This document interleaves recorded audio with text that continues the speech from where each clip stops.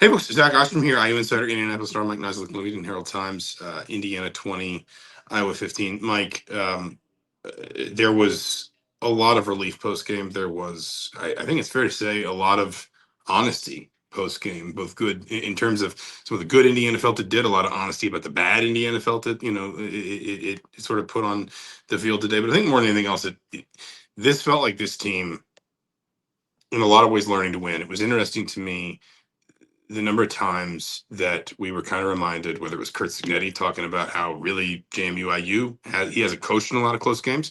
Pat Coogan talking about, well, I was in some of these games at Notre Dame. Fernando Mendoza talking about, hey, I lost a few of these games at Cal. This felt like a team learning to win. This team learning to win together this season.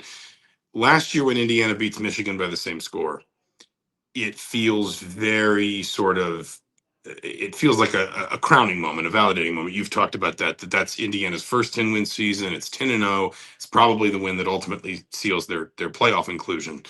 This is different. This is at Kinnick. Right. Iowa's maybe doesn't have quite the NFL talent Michigan had, but it's probably a better overall team, I would suggest, certainly at home. And this felt like this team, through a lot of adversity, some of it self-created, learning how to win a game like this in what might turn out to be a really sort of valuable lesson. Well, yeah, I mean, I think you turned to me as like, have they ever been down at halftime, before like this and come back to win? Mm-hmm. They faced kind of even a tie game at halftime. I mean, it's just. I don't think they've been tied. No. And so, small samples. The two losses they had were games that they really weren't in at halftime or lopsided. So, I mean, this was an important sort of moment. I felt like, because you kind of come out of this and you lose it, you go into the bye, and that's going to hang over your heads. You got Oregon. I mean, that's a lot to take. I think now you really feel good about yourselves in terms of like, the way I phrased the question to Curt Cignetti when I asked about, kind of what can this do for you going forward, is like, he's going to find a long list of things, even in just the 2-minute drill, execution wise, that we're very lacking and want back. I mean, Fernando Mendoza threw an interception. The defense allowed the Iowa to get into field goal range. I mean, the only reason they were in this, they had the chance to win it, when the game was tied, is because Iowa missed a field goal. So he's going to find all that, but ultimately, he said it was a gut check, and they came out the other side of it and won and found a way to win and found a way to make the winning plays, even if a little luck was involved and you missed a field goal. That happens in football. Yeah, that's not luck. That's execution. But but it's not luck in the sense that the other team's got to make that play. Yes. And listen, we don't have to go on and on about the old Indiana, because in many ways I actually feel like the old. No, I mean just in general. Okay. I actually think tonight really wasn't about quote unquote the old Indiana. I think it was about this Indiana. But Indiana fans have seen their team on the losing side of a lot of games. I think for fans, they can make those comparisons. Yes. These players have no context for that. Most of these players, I mean, was anybody around in 21 even left? There's a small hand. Benson was on that team. Bryson Bonds was on that team. He's obviously not. Yeah, there are, I think, 1 or 2 others that might have been like walk-ons. Yeah, it's not many. So, I mean, I think that's more for fans that it's like, oh, we went down this road before and this is how it ends. Like, this is not the same thing, right? Like, they pulled out a tough game in a tough environment.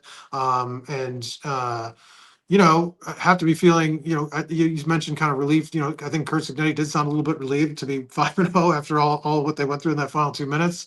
But to have this sort of win on their, as part of their resume, they have to feel good about it. They've not won in a place like this under Curt Cignetti. That's the other part of it. Although you kind of talked up Michigan State last year. Well, no, but Spartan Stadium can be tough. Yeah. But we got there, and once Indiana kind of turned it on, that crowd checked out because they knew, they knew what the difference was. This one didn't. Yeah. Kinnick Stadium, Iowa's now lost 11 straight games against ranked teams. Only 2 of those, though, have been here. And you could feel, this crowd knows the assignment when a game starts going the way. This is how Iowa tends to upset teams at home. When you think about, there was the 2017 Ohio State game where they scored 55, but I think there was a 14-13 against Michigan. I think there was a 20-17 against Penn State, or 21-17 against Penn State. This is what it looks like when Iowa drags you into, if I can wax poetic for a moment, this is what it looks like when Iowa drags you into a dogfight. at Kinnick Stadium. And these fans know that. They Yeah. respond specifically to, they are well aware of what they're watching when they see a game like this. When you've got the high flying offense and all the gaudy numbers and all the press and the ranking next to your name, and Iowa drags you into a rock fight, low scoring, body blows kind of game. Iowa wins games like this in a dogfight. And if I may wax poetic, as I said, Indiana turned out to be the dog today. And that doesn't happen with this program very often. And I think that is, So what's the dog fighting in your analogy? well, the dog. Aren't they dogs fighting each other? Well, Or the is bigger dog the bigger fighting dog, the tougher dog. How's that? a Hawkeye? Well, the dog might not get the Hawkeye if the Hawkeye just flies away. This is going kind of off the rails. I don't. You're I don't taking it know off the what you're rails. making. No, I'm making an important point. You are, I don't know, writing like gambling. Dog DAWG Dog dog. with the meme with the with the. I don't. Where do we go? Look. You kind of mentioned Iowa turning this into a game. I mean, you joked an hour into it. I think it was like a minute left in the second half, and in the same kind of time frame last week, we weren't even out of the first quarter. It showed you how much that Iowa turned this game into an Iowa game. They You know showed what? it.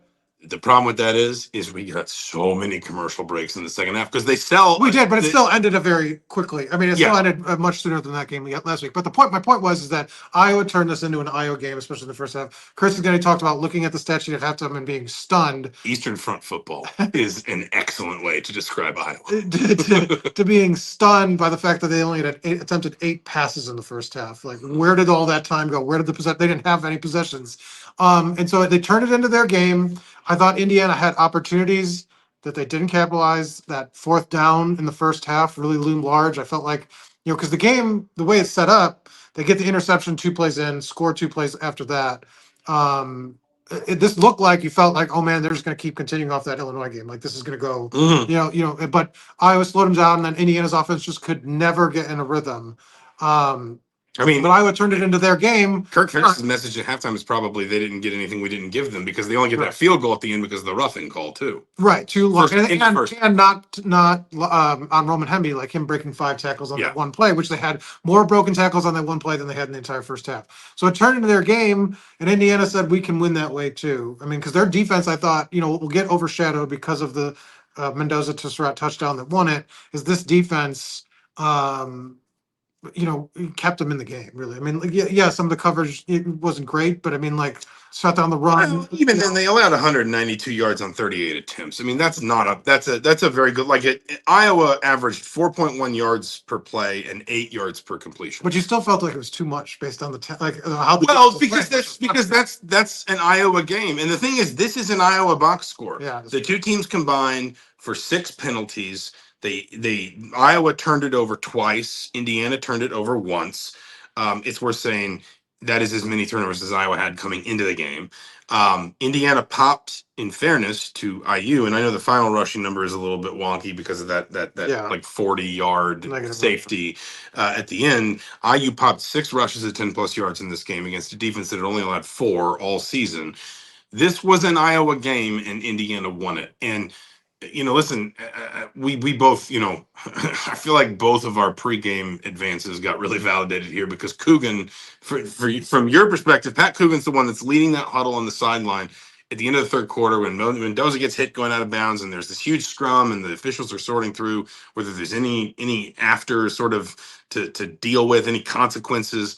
And it's Coogan that leads that huddle. And actually, it kind of, it sounded like, while I think it was passionate, he almost described it to me as like more like trying to calm us down, bring us together. It was less like fire and it wasn't like I need to get these guys fired up. It was more like we zero in, we focus. Look, we haven't played good. We can win this game without playing very good. And I wrote, so first of all, read the Pat Coogan feature because then he comes in the post game and gives just like a dozen amazing quotes. And I wrote that winning games like this at Kinnick is a rite of passage for good Big Ten teams. Yeah. Like there are years where Iowa's 4-8 and they lose a couple games at Kinnick, but Iowa teams like this one, they'll go 8-4, but there will be at least one or two of the 8 where they beat a team that's probably more talented than them, but they bring them in here and the crowd's tough and the noise is too much. Cignetti talked in those short yardage plays, both the runs and the late pass. He said Fernando Mendoza didn't have any checks to get out of that stuff. They did not want to be calling audibles at the line of scrimmage with the crowd noise. They didn't want to be calling audibles where things might get miscommunicated because people couldn't hear. It just, it felt like Indiana proved something, certainly to the conference, but I feel like importantly, I kept coming back to this idea that this group learned to win this way today. That some of these guys were with Curt Cignetti, and he's saying we didn't have to play a lot of games like this at James. Well, he said the last time that he's had that in his career was at Elon. His first year they won 8 straight games, all of them by 1 possession. We've talked, he's talked, we've talked. Fernando Mendoza was one of the players post-game that talked about how there are a lot of guys on this team that maybe came from somewhere else this year, didn't do a lot of winning, not a lot of experience with winning. Maybe they were playing for a 500 team or a 7-5 team, probably weren't on a team that was winning games like this in environments like this against teams like this. It just felt like gut check is one of the many phrases that I think would adequately sum this game up. It felt like a very formative moment for this team that if it winds up doing what it hopes it can do, what it believes it can do, what we think might be possible, then Braden, don't worry, he'll do it later. Then this feels like the kind of game we will look back on and say it was very important. Yeah, absolutely. I mean, and we talk about the next couple road environments they have up. I mean, in terms of playing at Oregon and playing at Penn State, I mean, this is what they're going to face. So, I mean, this is exactly what they needed to do, and a kind of experience, because it was a mistake-filled game. They did not even play close to their best, and they still won. And I think that's what to your point, what Pat Coogan was talking about. He's like, this wasn't the best version of Indiana, and a lot of it was self-inflicted, and we still came out and showed what we can do. And so it's important. I think we can talk about Mendoza. Something else we talked about kind of in the pregame on the podcast, actually, kind of talked about the running game. And it's a lot easier, and I think we're validating my point, that it's a lot easier to play quarterback when you're at run games averaging 7 yards per carry than versus what they did tonight. Roman Hemby ended up having a decent line, but I mean, man, it was hard fought because a couple of those, it was really kind of breaking some tackles at the end. But I mean, for much of the game, they struggled, and then the pass protection wasn't great. But Mendoza even said when he got a clean pocket, he got kind of shook a little bit, and Cignetti referenced this as too, started falling back into bad habits. Yeah. And so he said, Cignetti pointed even to just the first play of the game. Was it first play of the game or second play of the game? I think it was second play of the game where they gave up that sack. Bray Lynch. Second play of the game was the Omar Cooper touchdown. Or the first third down of the game. Sorry. Okay. Bray Lynch gave up the sack, and he said after that, everybody's out of sorts. Yeah. And never really could recover. And so, he makes the game-winning throw and comes back, and obviously he'll get a lot of credit for that.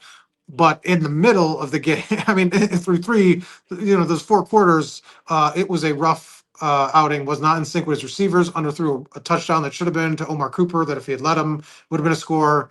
Had a conversion for a third down at midfield to Elijah Sarratt that he threw behind him. Those were automatic the last 2 games. He only had 3 incompletions combined in those 2 weeks. What did you make of his game? I mean, obviously, the game winner overshadows everything, but Mendoza, what say you tonight? Cignetti's quote was, "We left a lot of plays out there in the past game. There's some bad stuff on that tape." I think you're allowed to play that way in this environment. Even with the ACC experience, I would have to go back and look, obviously, but I'm guessing he did not play Pac-12 he had 1 year in the Pac-12 and then 1 year in the ACC. I'm guessing he did not play in many stadiums like this.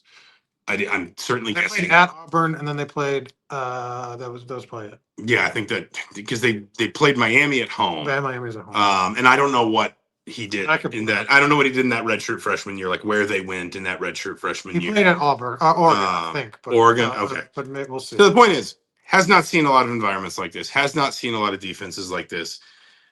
I think you are allowed to look at a quarterback and say, in a game that's played on Iowa's Played at Florida State. That's a tough place to play. And then that was a terrible Florida State team. Though. But that was early in the season. That was still in non-conference. So I think they were 0. Were they? I think that was their first win. His first start. I think his first or one of his first career start was at Oregon. So okay, that's tough. So he's seen some. Yeah, certainly has not at Indiana.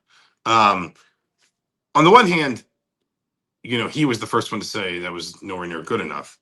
On the other hand, like 233 yards and 2 touchdowns in a winning effort on the road, you can live with that. Like you can live with that if you can, and you can live with that if you get better from it. And that's where it comes back to, like, we are constantly looking for context in these results. The press box was watching the Illinois USC game pretty closely before this one started, because we were all wondering, hey, that looked like a really impressive win from Indiana last weekend, but what if Illinois turns around and lays an egg at home against USC? Well, then suddenly that feels a little bit like the Nebraska game last year, and maybe that team's not as good, but now Illinois, if they beat Purdue, they're 5-1, and that looks like a good win. I just think, like, you can live with it for tonight. There's clearly a lot to improve on. You can forgive certain mistakes as a function of the opponent, as a function of their game plan. The pass protection, where this game takes place, etc. And I think more than anything else, if you're Curt Cignetti, you feel good when the bus pulls away tonight, thinking, I got 233 and 2 scores from him. We won the game, and I don't think he played his best. Or anywhere near his best. Like, he doesn't. Curt Cignetti's not looking at it and saying we squeezed every ounce out of the quarterback position out of the pass game we possibly could today. Yeah. Well, but I do think it is with big road games coming up still, and if he reverts to bad habits so quickly in a game, you've got to get that fixed. Because I mean, this wasn't like fourth quarter he makes a bad throw, then he gets like this was. They spent kind of 3 quarters kind of just stuck in neutral, essentially. They get that field goal at the half. But I mean, like we said, Iowa gave them a bunch of stuff. Their first touchdown came with 2 completions. They were in the red zone basically when the drive started. Like, they had one extended drive, really. And so, like, I just think it's a concern when, both of them say, yes, he fell back into bad habits so quickly because of the fact that you're going to be in those big environments coming up pretty soon, 2 weeks after a bye. And just, like you said, this was his first road game test, and that's how it goes. Yes, ultimately he has the talent to overcome, and you can see it. Even, hit some really good throws in the fourth quarter. Like, that's the guy that, was talking about as a Heisman candidate last week. But I do think, you are a little worried. I do think it still leaves those question marks, like, can he play more consistently on the road? Yeah, especially when there's pressure. I guess leaves those question marks is a good way to put it. Yeah. I don't know that you would have expected to walk out of here with all your questions answered. Does that make sense? No, absolutely not. Because I think the run game then becomes still, like, I mean, you're looking at it and saying, like, man, really came back down to earth, same kind of thing. So, like, yeah, you weren't going to answer any, but I think people thought Mendoza was ahead of schedule. And maybe this, like, they were already announcing him. I mean, everyone was saying it was like first pick. That's okay. Let's be really clear. Let's be really fair about who's saying that. Okay. Well, I mean, like, it's the general consent. There was quite a buzz this week. Sure, no doubt. And I think this sort of said he has some room to grow still. No doubt. Yeah. And if your quarterback throws for 233 and 2 scores at Iowa and still has room to grow. Like, they didn't win the game in spite of Fernando Mendoza. They won the game because of him. Yeah. Even though he was far from what we saw against Indiana State, against Illinois, against Kennesaw State, whatever, what we saw at times last season at Cal, they still won the game because of Fernando Mendoza. Yeah. And not just that one throw, not just the Elijah Sarratt throw. Do you think also that other teams knowing, like, if it's noisy, they're not going to check out of things is a bad thing? Maybe. I mean, I think that was honestly, like, a wrinkle to it, just because the idea, like, because you'd said, they fell short on 2 4th downs where, I'd be curious to ask, like, Ryan Day how much leash he would give Will Howard to check out of something at Penn State, because I don't know, because I've never asked Ohio State. It's just an interesting thing, right? Like, it's like, what will teams do now with this? Because Cignetti, it's worth saying, Cignetti will share things that other coaches might just, like, mask with a cliche. Like, another coach might, in his head think we're not all like on a Monday he wouldn't have shared that. Yeah, yeah, post game he will be a little bit more honest than the average. Yeah. Like he'll say something that maybe, yeah, like you said, on a Monday maybe he wouldn't. Whereas other coaches might pivot to some cliche like, oh, everybody had a hand in it, and we believed we could make the play and whatever else. I like I said, I think the most fundamental piece of this to me is you won this game because of Fernando Mendoza, not in spite of Fernando. Like, think about the other game Iowa lost this year. Cyhawk Trophy. Rocco Becht had like 140 something and a touchdown. Rocco Becht, I don't know exactly how that game played out, but Rocco Becht did not win that game for Indiana. Fernando Mendoza won this game. He definitely didn't win for Indiana. Indiana won the Cyhawk Trophy.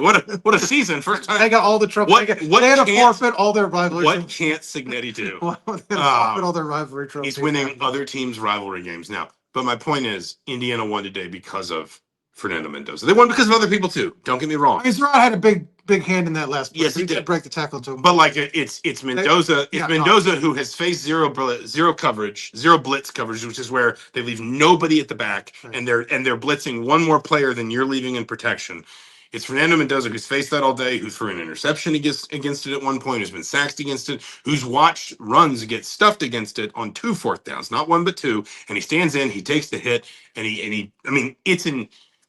it's one of those passes that's easy if a quarterback turns his brain off and throws it like it's spring ball. Like it's, he's thrown that pass 500 times to Elijah Sarratt since he got to Indiana, but he's thrown it 499 times when he knows he's not going to get hit. Right. And he threw it once today after everything, after the hard hit on the sidelines at the end of the 3rd quarter, after the pick, after the failed 4th downs, all that. He threw it knowing exactly what was coming to him.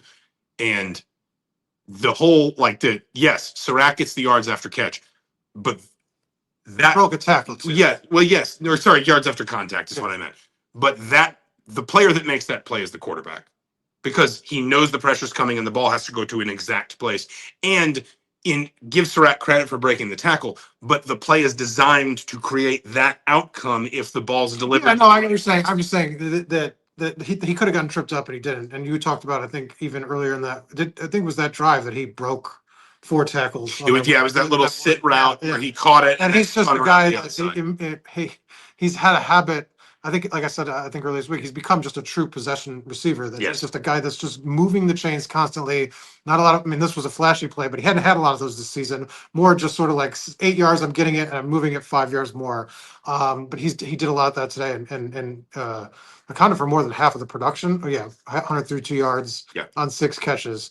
Anything else? No, I think that, the one thing that the whole body of work does is validate what Indiana said through the offseason, which is we believe we can go back to the playoff.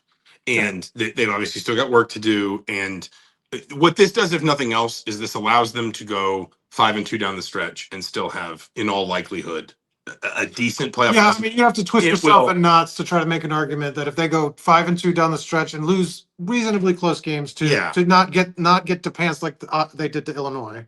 That you'd have to really twist yourself in pretzels. I'm not sure I say that on the podcast. Twist yourself in pretzels to get them out of the postseason. You do need, just like Illinois last week, Indiana fans need to be big Iowa fans going forward. And I don't know what Iowa's schedule is from here. But the more success Illinois and Iowa have, the stronger Indiana's gets from here. But the point is, Illinois did its job today. They beat a USC team. Yes. So, the point is, if you're Indiana, you've given yourself the platform to go do that again. We said they almost certainly needed to start 5-0, and then if they can pick off one of those other 2 big road games, fine.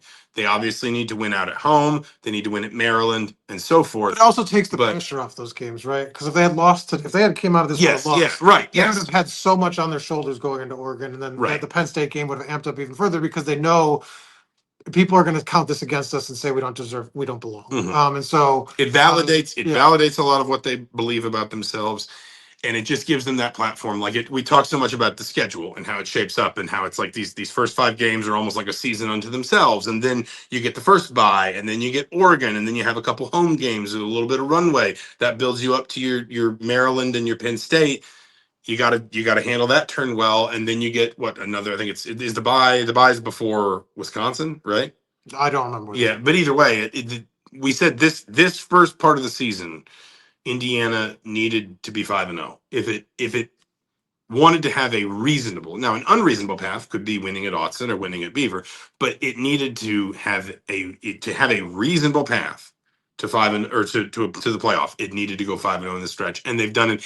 And in fairness, they have done it with, to your point about twisting stuff and knots, some style. They absolutely buried Illinois, and they came on the road in a really tough environment at Kinnick, and they beat what is at least a decent Iowa team, maybe better than decent. We will find out. They have done credit to themselves while winning these games, and the committee, I think that's important for that. Yeah, absolutely. I mean, I agree. We good. We good? I All think right, we got a lot to do. We got to drive back to the Quad Cities tonight once we're done. He's Mike Niziolek. I'm Zach Osterman. We will be back next week. The bye will be quiet. I don't think Curt Cignetti will do a press conference. There will be basketball media day, men's basketball, women's basketball media day. What is it, Monday? Tuesday. So Monday or Tuesday, but early next week we'll hear more from Darren DeVries and from Terry Moore, and I assume as well. I haven't seen the women's basketball media day schedule yet. One way or the other, that'll be on tap for next week, and then the week after that is Oregon, a game that, especially if Oregon wins tonight, is going to be huge. One of the biggest, really, in Indiana history, probably. He's Mike Niziolek. I'm Zach Osterman. Thank you so much for watching, for listening to Mind Your Banners. Indiana 20, Iowa 15. Hoosiers are 5-0. Bye week, then Oregon at Oregon. We'll talk to you soon.